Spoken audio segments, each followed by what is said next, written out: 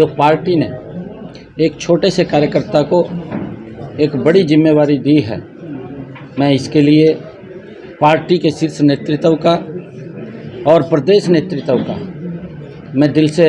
बहुत बहुत धन्यवाद करता हूं। जो पार्टी ने अपेक्षा की है उस अपेक्षा के ऊपर हम खरा उतरेंगे। सभी कार्यकर्ताओं को, जो हमारे बड़े कार्यकर्ता हैं, श्रेष्ठ कार्यकर्ता हैं, उन सब का आशीर्वाद लेकर के, जो हमारे समानांतर हमारी आयु के बराबर हैं, उनका सहयोग लेकर के,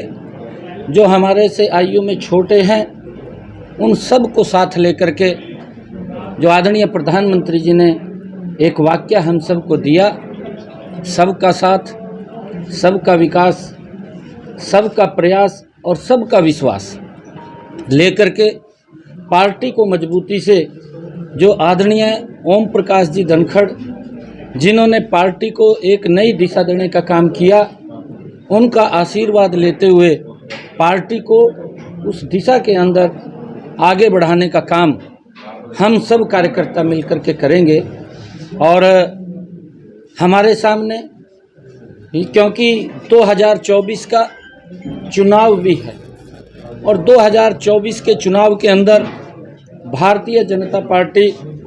10 की 10 लोकसभा की सीटें पुनः यहाँ से जीत करके आदरणीय नरेंद्र मोदी जी को, जो देश के गरीब, पिछड़े, महिला, गांव के लिए काम कर रहे हैं, तीसरी बार उनको प्रधानमंत्री बनाने में अहम भूमिका हरियाणा की होगी और हरियाणा उसके अंदर अपनी भूमिका वो अदा करेगा। और उसके साथ साथ जो विधानसभा के चुनाव आने वाले हैं, आदरणीय मुख्यमंत्री मनोहर लाल जी ने जितनी योजनाएं चलाई हैं, जिनका लाभ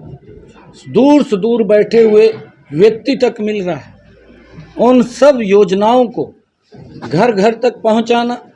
एक एक व्यक्ति तक पहुंचाना, केंद्र सरकार की योजनाएं हैं, प्रदेश सरकार की योजनाएं हैं, उन सब योजनाओं को आम व्यक्ति तक, जो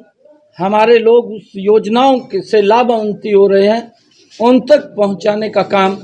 ये हमारे संगठन मजबूती से करेगा। और मैं ये कहना चाहूँगा, क्योंकि विपक्ष के पास, कांग्रेस के पास मुद्दा शेष नहीं है और एक चैलेंज हमारे सामने है।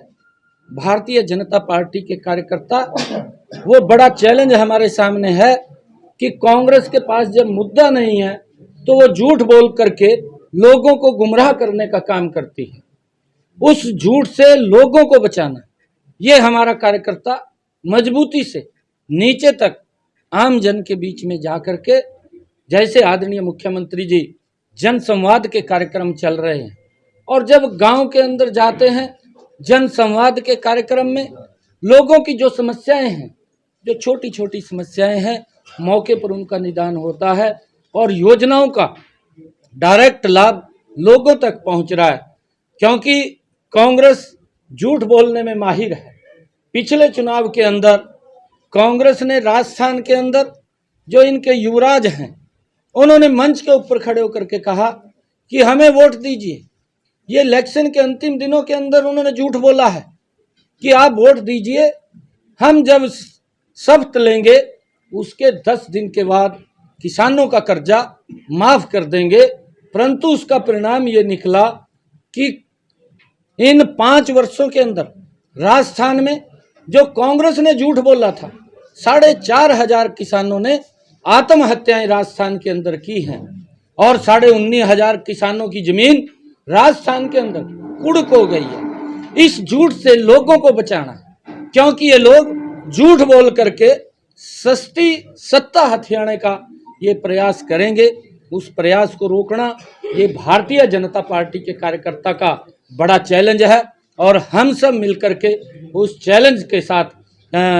खड़े होकर के लोगों को इस झूठ से बचाने का काम करेंगे।